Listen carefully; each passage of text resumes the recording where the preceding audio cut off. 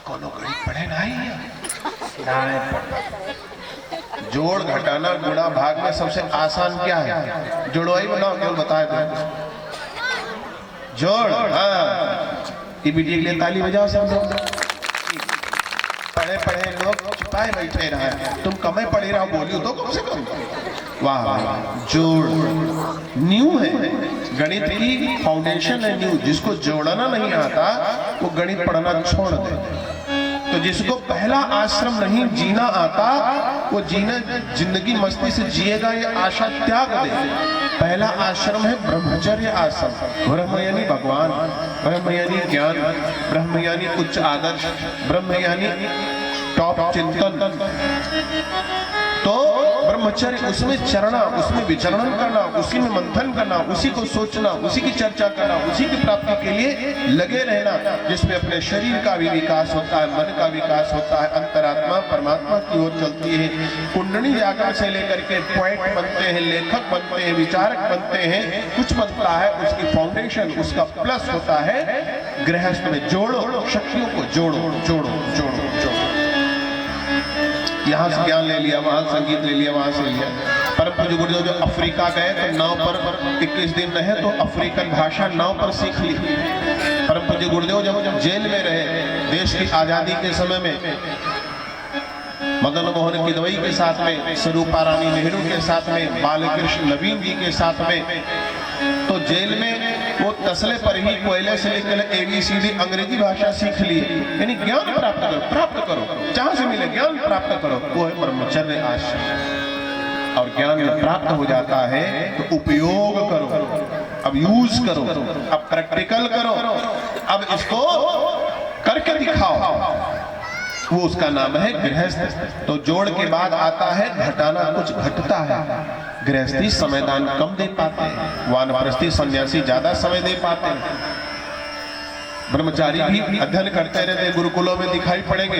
गृहस्थियों की अपनी जिम्मेदारियां होती हैं, घटता कुछ है। चींटी चींटा पूछते हैं, कचुआ कूद जाता है, खेती करते समय, मकान बनाते समय तमाम प्रकार के ऐसी चीज हत्याएं स्वतः हो जाया करती हैं। तो मान लो कुछ घटता है तो यह गृह ब्रह्मचर्य आश्रम 1 साल से या 5 वर्ष से लेकर के 25 वर्ष तक, मान लो 5 वर्ष तक तो बच्चे को चेतना नहीं रहती है, और 25 से 50 वर्ष तक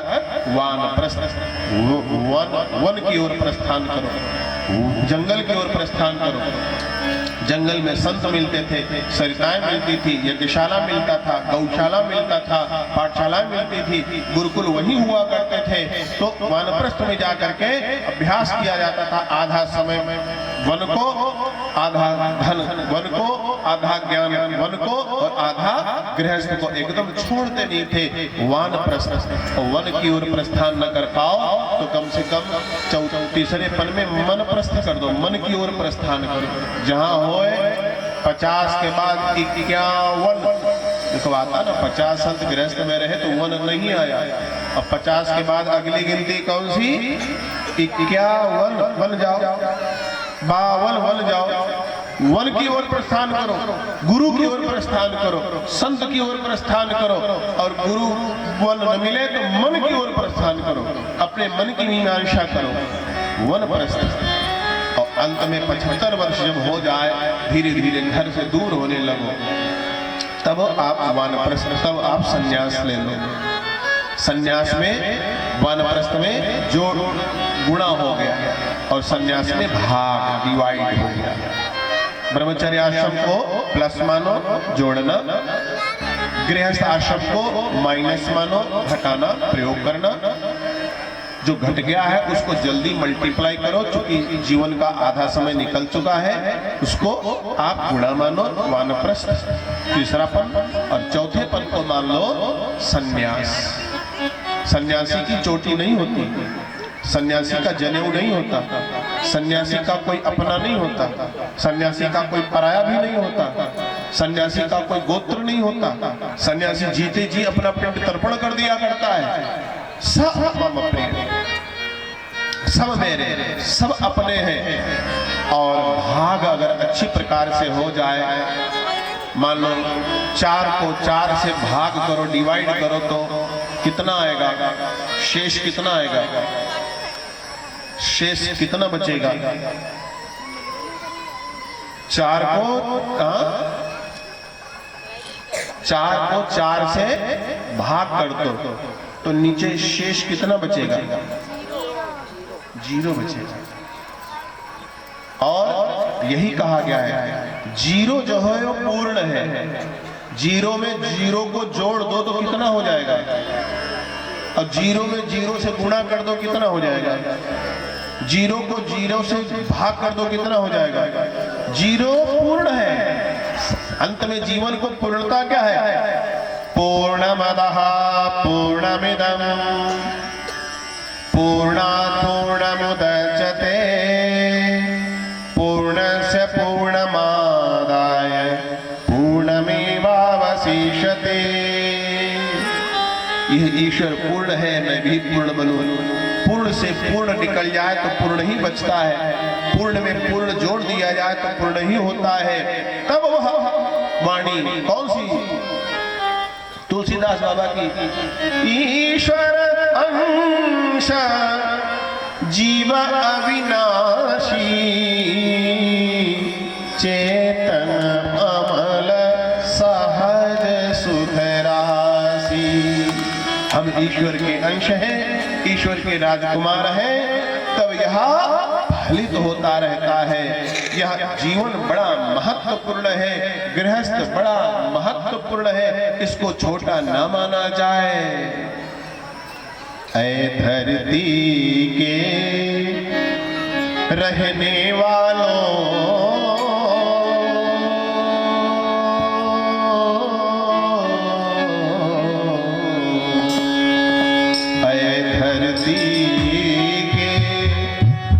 रहने वालों, धरती को स्वर्ग बनाना है। धरती के रहने वालों, धरती को स्वर्ग बनाना है। यदि स्वर्ग कहीं है ऊपर तो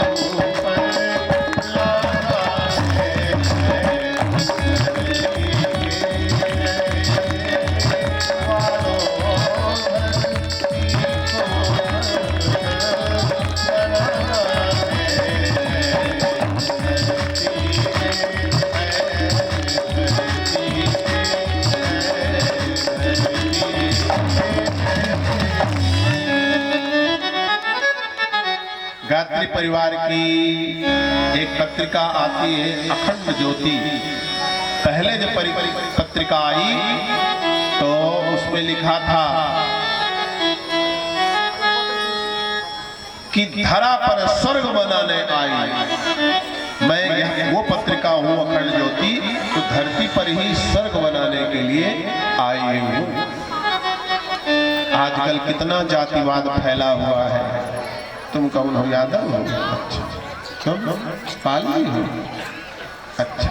तुम गडरिया जी हो? अच्छा। तिलक लगा पंडित हो? मुझे बड़ी बड़ी ठाकुर हो? अच्छा। राठौर के हो?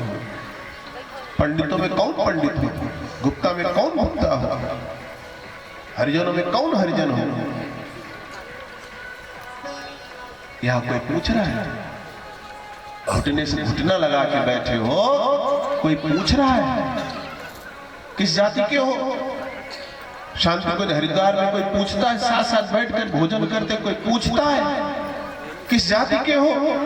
न वेदों में जाति कभी पूछी गई थी, न गायत्री परिवार में जाति पूछी जाती है। ये आज के जहां जातिवाद के नाम पर वितंडावाद चल रहा, पूरी राजनीति चल रही है, और ऐसे में यह गायत्री परिवार का नमूना धरती पर स्वर्ग नहीं है तो और क्या है? यज्ञ किया नहीं जा सकता, यज्ञ में घुसा नहीं जा सकता।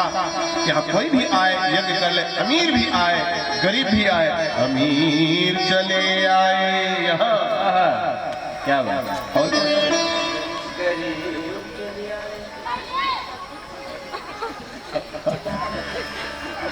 अमीर चले आए यहाँ, गरीब चले आए, गुरुदेव तेरे दर पे फकीर चले आए। अमीर चले आए, गरीब चले आए, गुरुदेव तेरे दर पर फकीर चले आए। ये बहनें चली आई, ये भैया चले आए, ये लड़के चले आए, ये बिटिया चली आई। या मोदी भी आ जाए, पंडित भी आ जाए, तेरे दर पे गुरुदेव फकीर चले आए। अमीर चले आए, गरीब चले आए,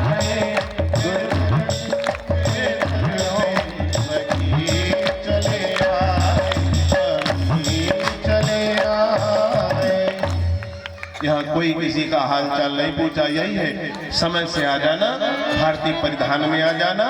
गुरुदेव ने गृहस्थ जीवन जिया, और गृहस्थ जीवन जीने के बाद में बेटी भी हुई, बेटा भी हुआ, दामाद भी हुआ, पोता पोती नाती नतकुर सब कुछ हुई है, और कोई प्रदर्शन नहीं हुआ। सुंदर सा परिवार बनाया, कोई संगठन नहीं बनाया, कोई एनजीओ नहीं बनाया, कोई फाउंडेशन नहीं बनाया, कोई संस्था नहीं बनाई, उन्होंने बनाया परिवार। इसका नाम दिया गायत्री परिवार, क्योंकि वो स्वयं गायत्री के सिद्ध साधक थे। गायत्री जगदम्बा के दिन ही की साधना करते करते गायत्री जयंती के दिन ही उनकी शरीर शांत हुआ था। शरीर छूटने के पहले उन्होंने अपने तकिया के नीचे फोल्डर में लिख करके रख दिया था, विदाई संदेश।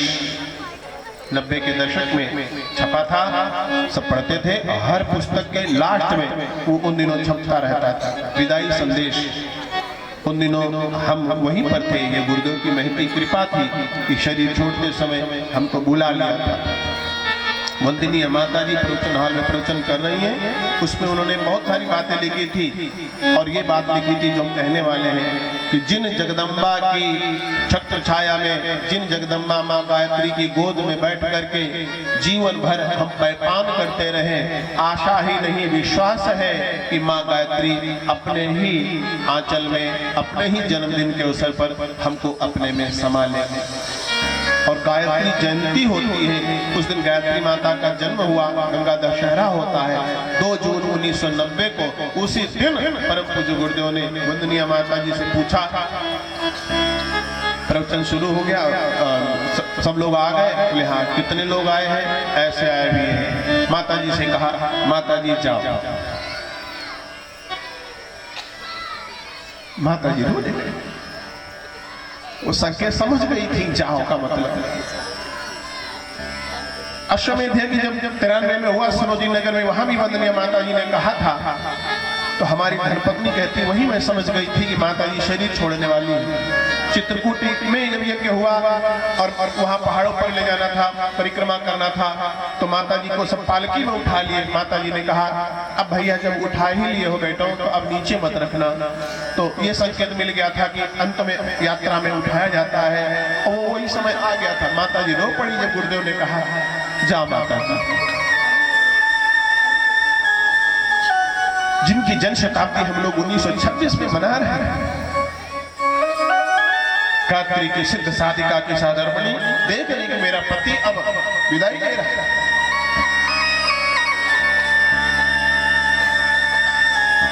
गुरुदेव को प्रणाम किया और प्रवचन पंडाल में आकर प्रवचन दिया। उसके बाद में हम लोग सब भोजन किए। पर्वों पर वहां मिष्ठान बनते, बताया नहीं गया। जब भोजन वोजन कर लिया तब सूचना दी गई और पहले ही सब हो चुका था। वंदनीय माता जी मौन बैठी थी। गुरुदेव के नाक में पुष्प लगा दिए गए थे। गायत्री परिवार को छोड़ो, ऋषिकेश से, हरिद्वार से, जाने कहां से संत महात्मा गिरते पड़ते चले आ रहे थे दर्शन करने के लिए।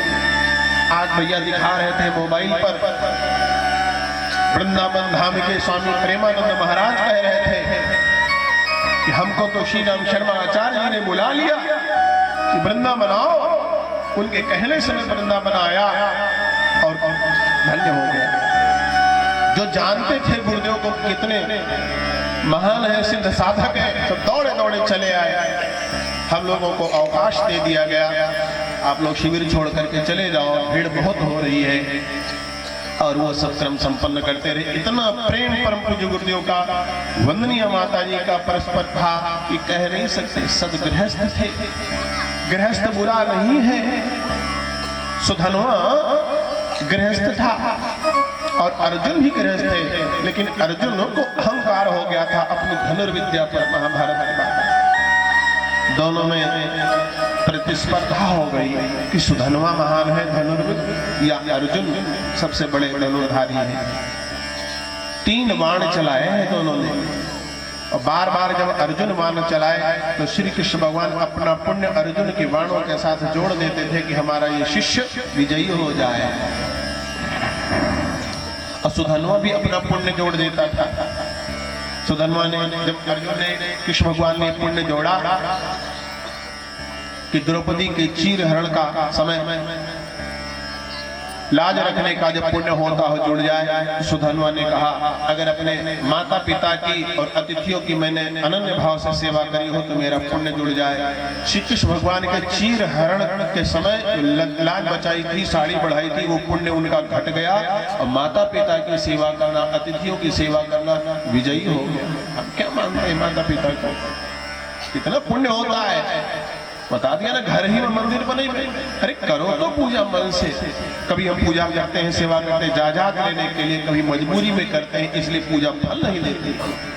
पूजा इसलिए करो कि मेरे पति को इस काया ने जन्म दिया है, धन्य है ये काया, धन्य है चरण। पति तो बाद में भी रहेगा, ये जा रहे हैं, इनकी सेवा कर लो। बेटा भी सास ससुर की करे कि धन्य है ये सास ससुर जिन्होंने मेरी पत्नी को जन्म दिया। कभी भी भूल से भी अपमान न करे। दूसरा बाण अर्जुन ने जब चलाया, पुण्य जोड़ दिया कि गोवर्धन करके ब्रज की रक्षा करने का जब पुण्य होता हो, अर्जुन के बाण के साथ लगा, अर्जुन का बाण और तीव्र हो गया।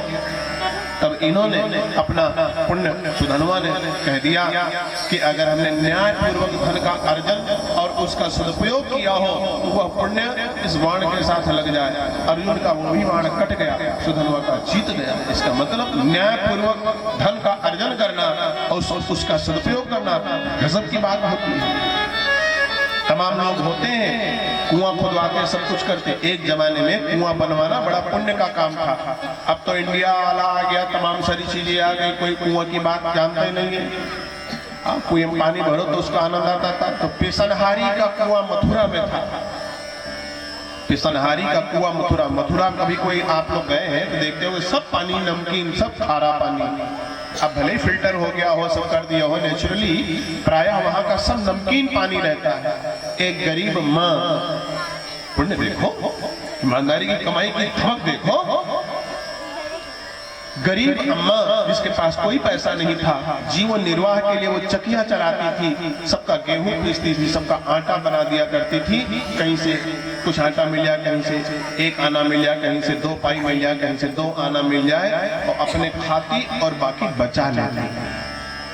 बचा लेती। जब पैसा इकट्ठा हो गया तो उन्होंने सबको बुलाया और कहा, हमारे पास इतने रुपए हैं, हम चाहते हैं एक कुआं खोद दो। पानी दूर दूर से वहां लाया जाता था यमुना नदी से, यहाँ कुआं खोदा जाए ताकि लोग पानी पी सके। लोगों के पास होता है तो परमार्थ नहीं कर पाते, और उस पिसनहारी माँ के पास नहीं था, अपने पेट को काट काट कर वो बचाई होगी, और वो कुआं की खुदाई शुरू हो गई। उसका सारा पैसा लग गया। जो कुछ कम पड़ा तो भावनाशील लोगों ने अपने आप मेहनत करना शुरू कर दिया। एक आगे चला, भीड़ पीछे चली, एक दीपक सजा देता, दीपावली। अब पानी का स्रोत निकल करके आया, कुमारी कन्याओं को बुलाया गया, उनका तिलक किया गया, जल वरुण देवता का पूजन किया गया, और जो जल पिए तो वाह वाह कहे, चमत्कार हो गया, चमत्कार हो गया। सारे कुओं का पानी खारी, सब जगह खारा पानी, नमकीन पानी, इस कुएं का पानी मीठा बना दिया कन्हैया ने। बोलो कन्हैया लाल की, बाल कृष्ण भगवान की। गोवर्धन धारी देख रहे थे कि कोई एक ऐसी साधिका है जो आटा पीस करके पैसे इकट्ठे कर रही है, और उससे वो कुआं खोदा जा रहा है। इसके कुएं का पानी हमें मीठा करना है। अमीरों के कुएं का पानी मीठा नहीं हुआ, लेकिन उस गरीब का कुएं का पानी मीठा हो गया। अरे सत्कर्म से, पुरुषार्थ से अपनी कमाई का सदुपयोग करना बड़ी बात होती है।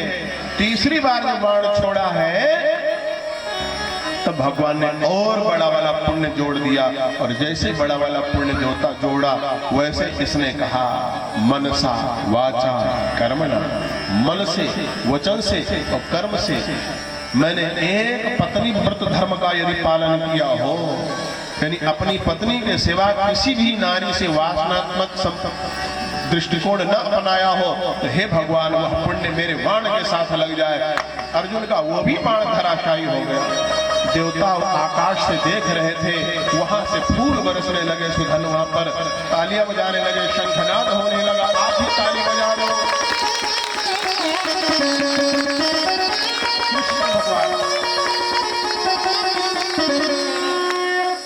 कृष्ण भगवान दौड़े दौड़े गए और पीठ थपथपाई किसकी, सुधनवा की, और कहा, धन्य है, धन्यो गृहस्थ आश्रम, धन्यो गृहस्थ आश्रम, धन्यो गृहस्थ आश्रम।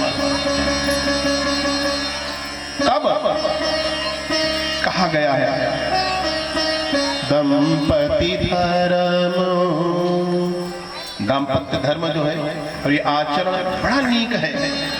दंपति धर्म